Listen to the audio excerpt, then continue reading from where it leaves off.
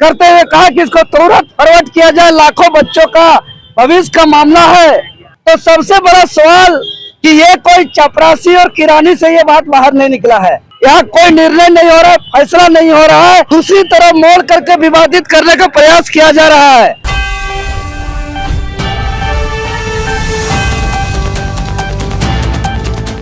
मौजूदगी राजधानी रांची के हृदय स्थल अल्बर्ट एक्का चौक पर है और पीछे तस्वीर आपको दिखाई पड़ रहा होगा, ये जेएलके पार्टी के कार्यकर्ताओं की तस्वीर है जो राज्य में कानून व्यवस्था और 14वीं जेपीएससी में हुई गड़बड़ी को लेकर के आज धरना प्रदर्शन करने के लिए सड़क पर उतरे हैं। देखिए किस तरह से अपने हाथों में तख्तियां लेकर के चल रहे हैं और ऐसे में कह रहे हैं कि जिस तरह से सरकार के द्वारा जेपीएससी 14वीं जेपीएससी को लेकर के जो मामला अभी सामने आया उसे लेकर के जेएलके पार्टी इसे धीरे धीरे राजनीतिक मुद्दा बना रहा। कल हमने आपको एक तस्वीर दिखाया था जेपीएससी कार्यालय के बाहर से, वहां पे आपने देखा था कि किस तरह से बीजेपी के जो युवा मोर्चा के कार्यकर्ता है वो कार्यालय के बाहर मानव श्रृंखला बना करके इसी तौर पे आज भी हम एक तस्वीर आपको दिखा रहे हैं। देखिए किस तरह से ये तस्वीर है राजधानी रांची के अल्बर्ट एक्का चौक के पास, दिन का जो कारवां है धीरे धीरे यहाँ पे पहुंच चुका है और ये यहाँ पे सरकार का जो विपक्ष है लगातार मुद्दे बना रहे हैं जेपीएससी को लेकर के और कहीं ना कहीं हर जगह आंदोलन जेपीएससी कार्यालय के बाहर की बात करें या फिर राज्य में विपक्ष लगातार हमलावर है सरकार पे कानून व्यवस्था को लेकर के। देखिए हम तस्वीर आपको दिखा रहे हैं, जेपीएससी अध्यक्ष उनका पुतला लेकर के पहुंचे हैं, यहाँ पे पुतला दहन करेंगे और ऐसे में तमाम चीजों को ये कह रहे हैं कि फिर से जिस तरह से छात्रों को परेशान किया जा रहा है ऐसे में छात्रों को परेशान करना पड़ रहा है। जेएलके के नेता है देवेंद्र कुमार अपने समर्थकों के साथ यहाँ पहुंचे हैं और लगातार सरकार के खिलाफ जेपीएससी के अधिकारियों के खिलाफ यहाँ पे जमकर नारेबाजी कर रहे हैं। आने वाले दिनों में जिस तरह से झारखंड के राजनीति में कई ऐसे मुद्दे देखने को मिल रहे हैं, अब ये मुद्दा जेपीएससी का मुद्दा भी झारखंड के राजनीति में शामिल हो गया है। यही वजह है कि आपने देखा था कि कल जिस तरह से बीजेपी तमाम इस तरह के मुद्दे बना करके राजनीति करने का काम कर रहे थे, अब जेएलके भी सड़क पर उतर के जेपीएससी के मुद्दा को अब उसे बढ़ाने का काम कर रही है। आज झारखंड की राजधानी रांची के हृदय स्थली परमवीर शहीद अल्बर्ट एक्का चौक में झारखंड लोकतांत्रिक क्रांतिकारी मोर्चा के बैनर तले जेपीएससी अध्यक्ष एल खियांग्ते का पुतला दहन किए। पुतला दहन इसलिए कि 14वीं जेपीएससी का पीटी परीक्षा फल जारी हुआ जो अजूबा है, जिसमें ना ही कट ऑफ मार्क्स जारी है ना ही मेंबर्स का हस्ताक्षर है, साथ ही साथ जो दो बैकलॉग जेपीएससी का परीक्षा फल जारी हुआ पीटी का उसमें भी कई विसंगतियां हैं।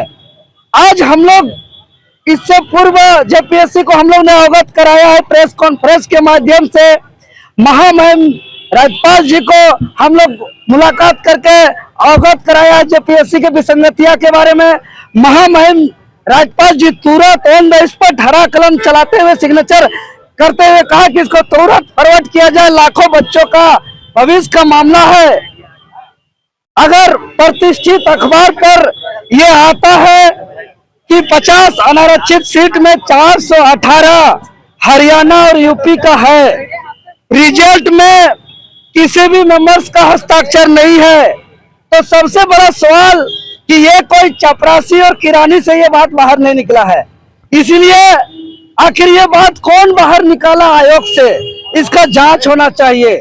और जो वायरल ओएमआर आप लोग देख रहे हैं जिसमें 48 क्वेश्चन आंसर किया हुआ है, जिसमें 46 सही है, उसका रिजल्ट है जो सब जगह वायरल है।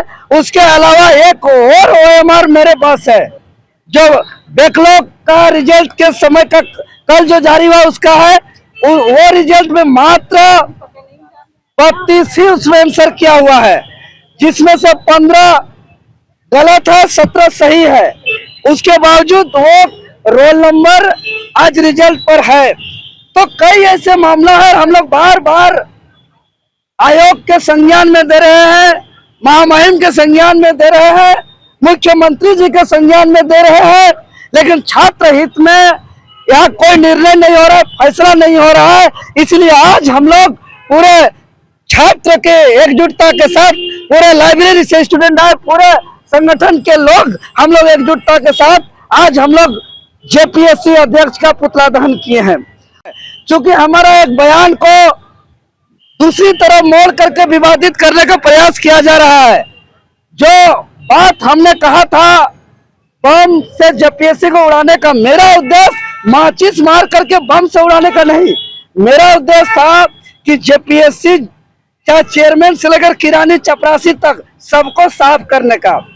क्योंकि हम लोग आंदोलन के माध्यम से कई बार जेपीएससी का चेयरमैन को बदला है, कई बार जेपीएससी के सचिव को बदला है, लेकिन जेपीएससी में गड़बड़ी बंद नहीं हुई, कम नहीं हुई। यानी कि जेपीएससी के सारे लोग, सचिव चेयरमैन से लेकर किरानी स्टाफ तक, सभी का सभी भ्रष्ट है। सभी को वहां से हटाया जाए, जेपीएससी को क्लीन किया जाए, जेपीएससी को साफ किया जाए और यूपीएससी की निगरानी में झारखंड पीसीएस का परीक्षा हो।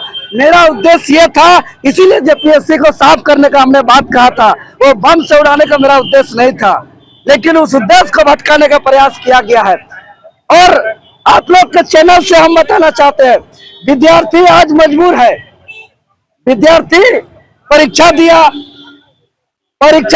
विद्यार्थी, उसका रिजल्ट आया।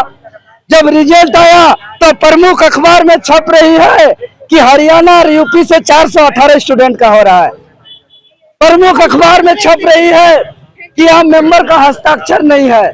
प्रमुख अखबारों में और कई जगह वायरल है कि जो ओएमआर वायरल हो रही है उसमें 15 को 17 को सही है, उसका रिजल्ट आज पीटी परीक्षा फल में है। उसका कट ऑफ जारी नहीं किया गया है। आनंद में 16 दिन के अंदर मुख्य परीक्षा का तिथि घोषणा कर दिया, 18, 19 और 20 जुलाई को। ये लोग को ये मालूम नहीं है कि इसी के मध्य में यहाँ फील्ड वर्कर का परीक्षा है, यूपीएससी सीएपीएफ का परीक्षा है, इसी मध्य में नेट यूजीसी का परीक्षा है। अरे एग्जाम कर चेंज हुआ है। हमने तो चैलेंज किया था जेपीएससी को कि किसी भी हाल में 18, 19, 20 जुलाई को परीक्षा होने नहीं देंगे। तो मेरा बात को क्या किया, ठीक है देवेंद्र नाथ महतो का बात को सुनते हैं और 18, 19, 20 जुलाई को परीक्षा नहीं लेंगे और वो डेट कर दिया 21, 22, 23। अरे 18, 19, 20 को नहीं होने का मतलब ये नहीं कि 21, 22, 23 करिए। इसका मतलब ये है कि हाईकोर्ट का निर्देश है कि मिनिमम 45 दिन समय और मरने के बाद छात्र को मिलना चाहिए। ये छात्र का अधिकार है, जो अधिकार से हरण किया जा रहा है। मेरा स्पष्ट मांग है, जो असंतुष्ट है, ये मेंबर्स जो हस्ताक्षर नहीं किए हैं, जो एजेंसी पर संदेह खड़ा किए हैं, इस मेंबर्स लोग सारे प्रेस कॉन्फ्रेंस करे, यह सरकार उसका स्पष्टीकरण ले और सारे स्पष्टीकरण को, कारण को सार्वजनिक किया जाए और जो इलीगल रिजल्ट है उसको रद्द किया जाए मेंबर का। और जो मात्र 16 दिन जो परीक्षा का समय दिया गया है उसको स्थगित किया जाए और मिनिमम 3 महीना का समय दिया जाए। और जो यूपी हरियाणा से जो स्टूडेंट आ रहे हैं, यहाँ के छात्रों का भविष्य के साथ खिलवाड़ किया जा रहा है, इस पर जांच किया जाए, इस पर जांच किया जाए। किस तरह से जेलकम नेता देवेंद्र कुमार महतो ने सरकार और जेपीएससी पर उंगली उठाते हुए नजर आ रहे हैं। उन्होंने कहा कि जिस तरह से छात्रों का भविष्य यहाँ के जेपीएससी के अधिकारियों द्वारा और राज्य सरकार द्वारा बेचने का काम किया है, एक बड़ा गंभीर मामला है। उन्होंने साफ तौर पर कहा कि जिस तरह से परिणाम में जो रिजल्ट भेजा गया उसमें कई गड़बड़ियां हैं, उन तमाम चीजों को सुधार कर 45 दिनों के भीतर फिर से छात्रों का एग्जाम ले और जो छात्र इसमें पार्टिसिपेट किए हैं, जो छात्र परीक्षा दिए हैं, उसे सही तरह से जांच करके फिर से रिजल्ट निकाले और झारखंड के जितने छात्र हैं उसे जेपीएससी में बहाल करे। निश्चित तौर पे एक बड़ा मामला है और इस मामले को लेकर के अब कल बीजेपी और अब जेएलकेम लगातार मुद्दा बना रही है और यही वजह है कि जेपीएससी के जो अध्यक्ष है खैतांग, जो उनका आज रांची के अल्बर्ट एक्का चौक पर पुतला जलाया गया और जमकर सरकार के खिलाफ नारेबाजी की गई। अब देखने वाली बात यह होगी कि क्या इन तमाम ऐसे मुद्दों को लेकर के सरकार और जेपीएससी के अधिकारी और अध्यक्ष क्या कुछ सोचते, क्या दोबारा छात्रों का एग्जाम कंडक्ट कराते या फिर इसी तरह से मामला चलता रहेगा। फिलहाल इस खबर के यहीं तक।